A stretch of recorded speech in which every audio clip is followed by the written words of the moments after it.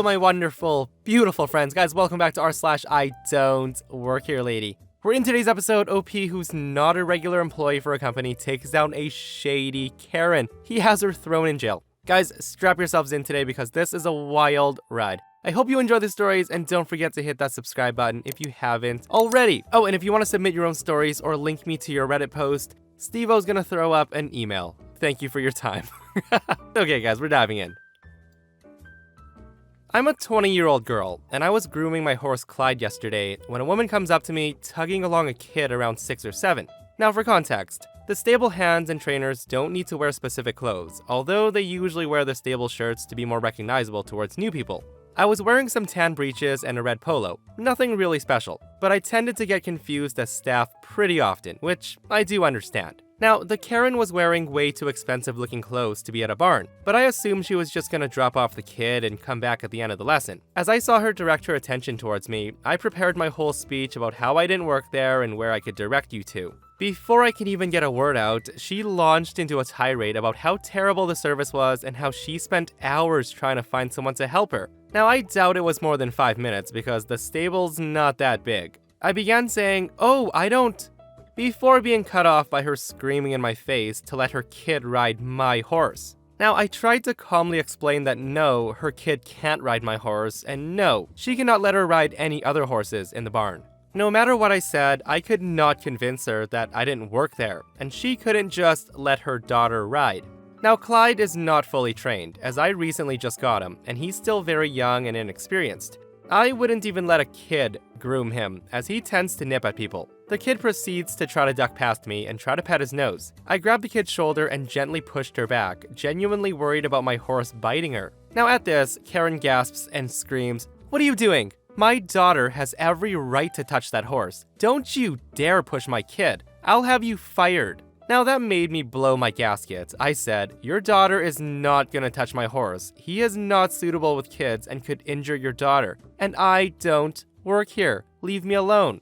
I really wanted to punch that Karen straight in the face. At this point, my horse was starting to freak out, and I turned to lead him back to his stall and to calm him and myself. Some barn staff came running over, trying to assess what's happening. The woman kept screaming at me, but I just couldn't deal with her anymore and walked away. My friend who worked there told me that they had to threaten to call the cops to get her to leave because she kept demanding to have her child ride every single horse she saw. She's also banned from the stable now, so happy ending, at least. I love these comments right here. Why would you just randomly approach an animal that's many times larger than you without being very careful about it? And this person responds, "Because if the animal doesn't behave, Karen's gonna demand to see the manager and get the animal fired." But honestly though, I've seen videos of people going to pet horses and spooking them and getting a swift kick to the face, and Karen's so lucky that didn't happen to her daughter. So this story happened several years ago. I was the nighttime change nurse at the ICU. I had just finished a 12-hour shift at my hospital that turned into a 14-hour shift because of a rapid response right before shift change. The patient responded well. I was exhausted and had to return for a 4th shift in 9 hours. Now, all I wanted were some items to drop in the slow cooker, so I'd have something to eat when I got up tonight. I stopped at the well-known big box store that sells groceries, clothes, electronics, the works. Now, my attire is royal blue scrubs. I also have a name badge with a big RN under it, and forgot to take my stethoscope off, so it's hanging around my neck. The employees here, well, they don't. So as I'm walking towards the store, I see an elderly couple struggling to load a large box into their SUV, parked at the front of the store. And I mean, they're old. They look 90 years old, shaky hands, teetering around with limited mobility. The kind I see with a med list 3 pages long.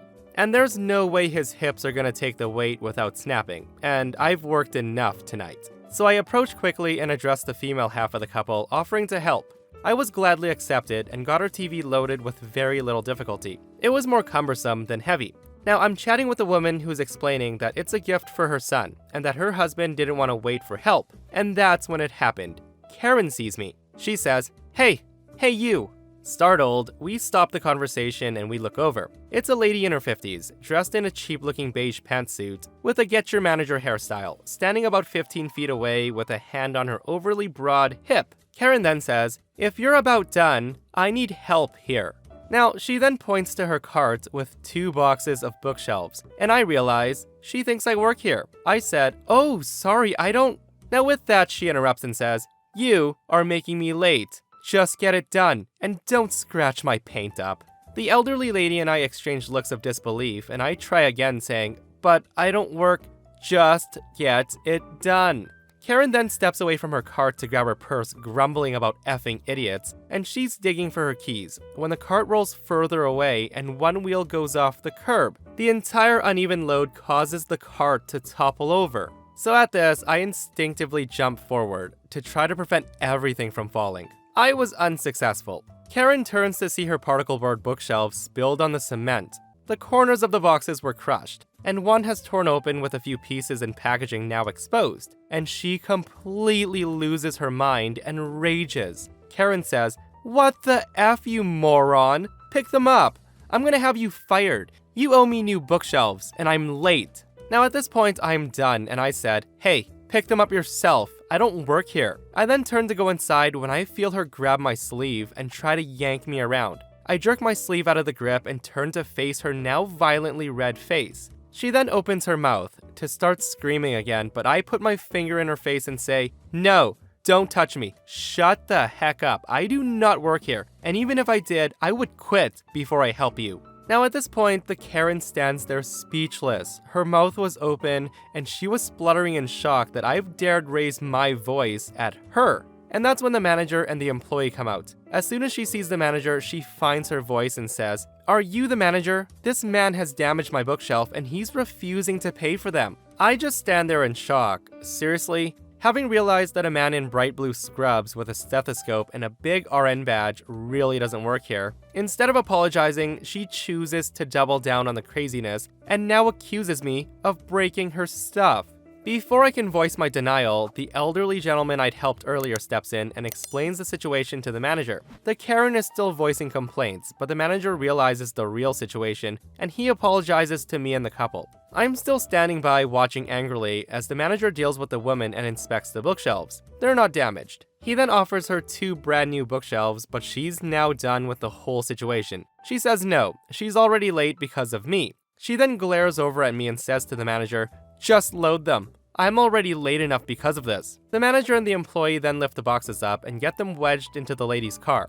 As I shake my head and go to enter the store, I'm stopped by the woman that I'd helped earlier. She says, "Sir, thank you so much for helping us with the TV. I'm so sorry some people are so rude." She then reaches for my hand to shake.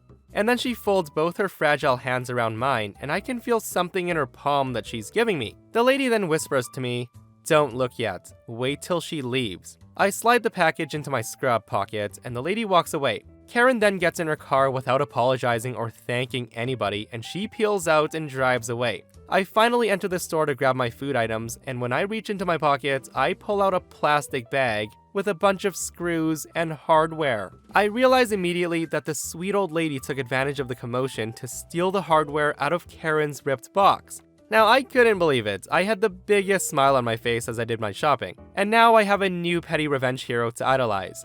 Oh, that sweet, sweet old lady. Guys, I couldn't help but laugh out loud when I read that she gave Opie a bag of screws from Karen's bookshelf.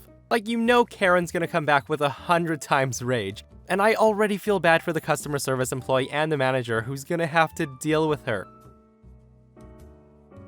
Okay, so many years ago, when my knee still worked and there was more hair on my head than on my chin, I had a very cool job. I worked as a hatchet man. Now sadly, that doesn't mean I worked for the mafia hitting people with axes. I worked for a small company that was employed by large companies that needed to downsize, but wanted all of the anger from that downsizing aimed to outside corporate management. Good so far? Okay. My bosses gave us a lot of leeway on how we researched the companies that we were sent to, and we developed our own style. Mine was to get a large company to bring me in as a new minion in whatever department was having the most issues. I would then spend 4 to 6 weeks doing minion work, listening to folk gripe and seeing where the changes needed to be made. You also get a real look at the true character of management. A lot of the worst are very different when they're talking to a superior and a junior. One company stands out to me, and I wanted to share a magical moment of the purest joy with you all. So I was brought onto the shipping floor of a large warehouse.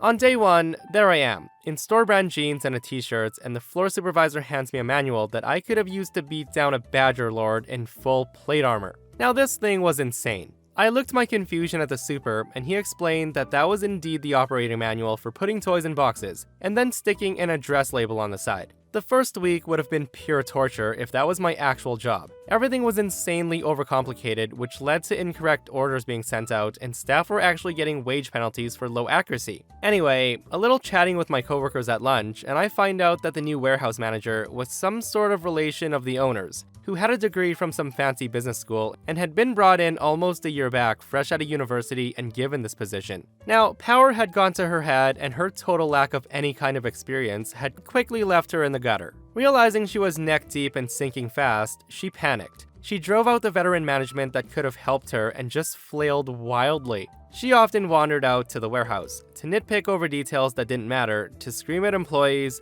and she never wore high visibility clothing, which is a red flag. Now, don't get me wrong, the business had other issues, and this wasn't gonna be a quick fix, but I'd pretty much identified problem number 1. So 4 weeks in, I'd identified where they were losing money shipping. Their shipper was absolutely screwing them on prices through a loophole in the contract, and a couple of other minor issues, and I was ready to take the gloves off and really get stuck in.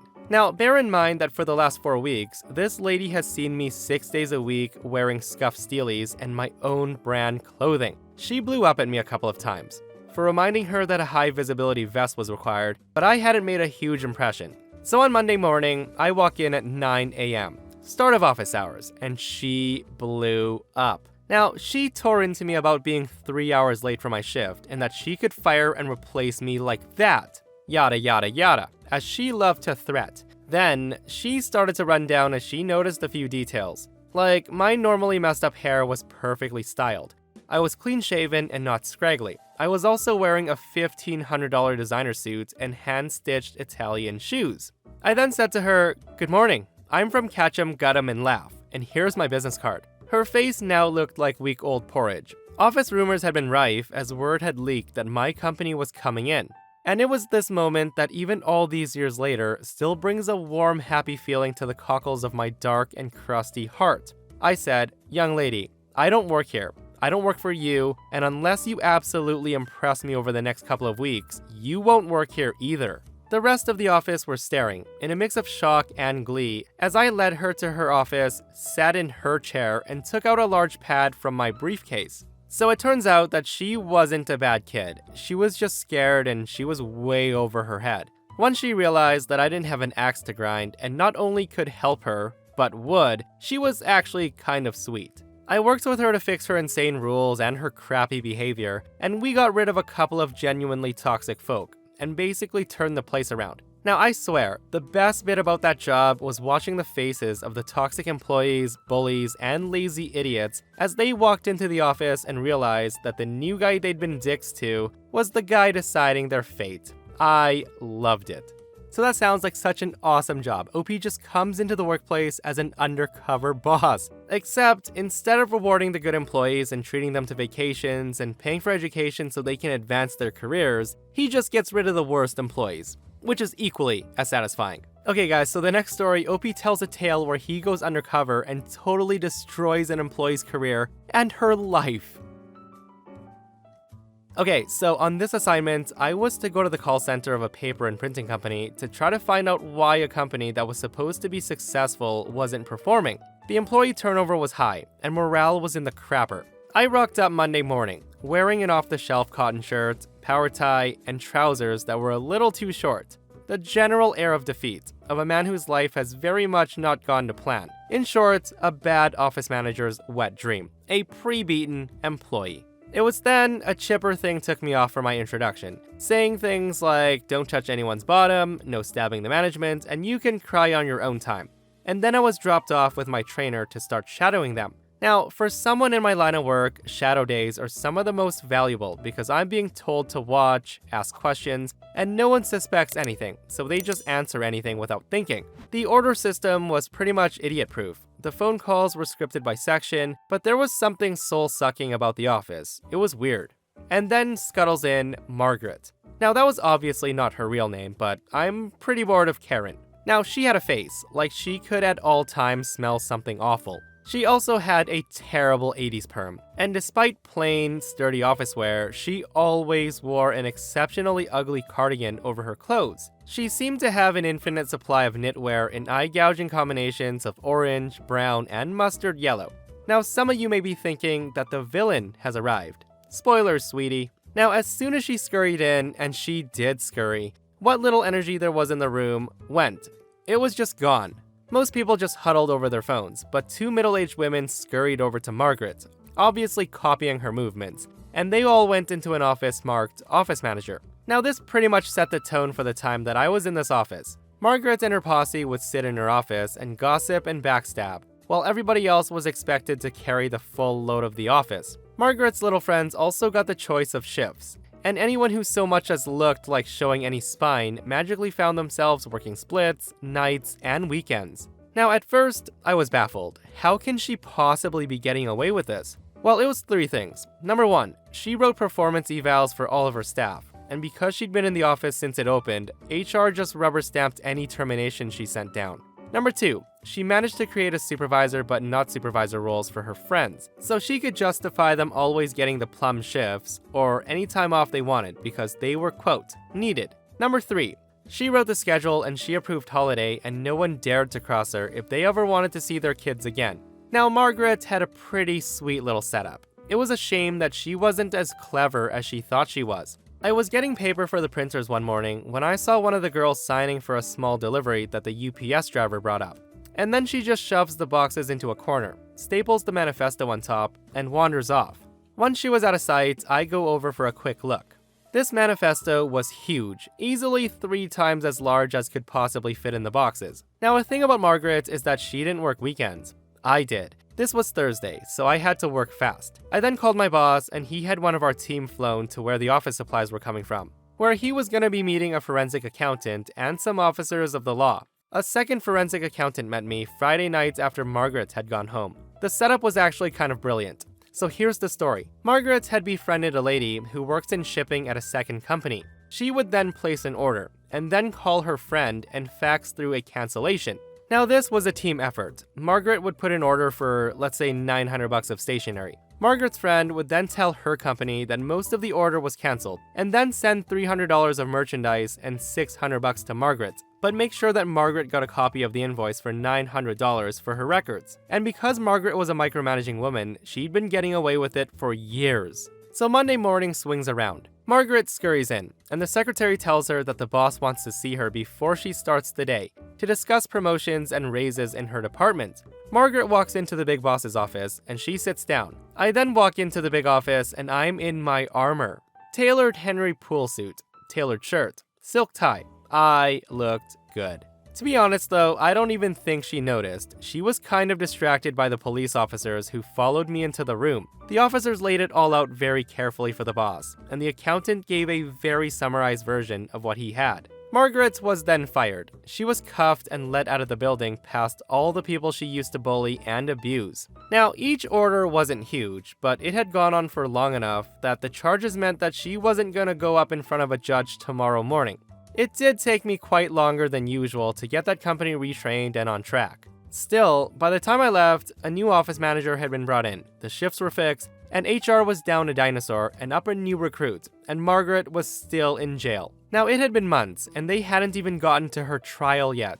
She tried to run someone else's business like her own playground, and she lost her job, her house, her car, and her freedom. Margaret's little posse was given a second chance, but after years of getting paid more than anyone else to do nothing, they just couldn't do full days at work anymore. 2 of them quit, and a third was let go after she had a screaming tantrum because we actually made her do her job.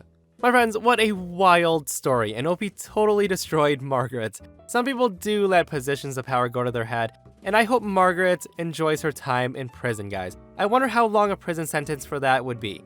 And that, my friends, brings us to another end of r/IDontWorkHereLady. Guys, I hope you enjoyed the stories today because I sure as heck did. And if you missed the last episode on the channel, I'll link it right here. A Karen rages when OP doesn't pay for her dinner, as he's very, very rich. Guys, if you haven't heard it, go check it out if you haven't. And myself and Steve will see you guys in the next one. We love you.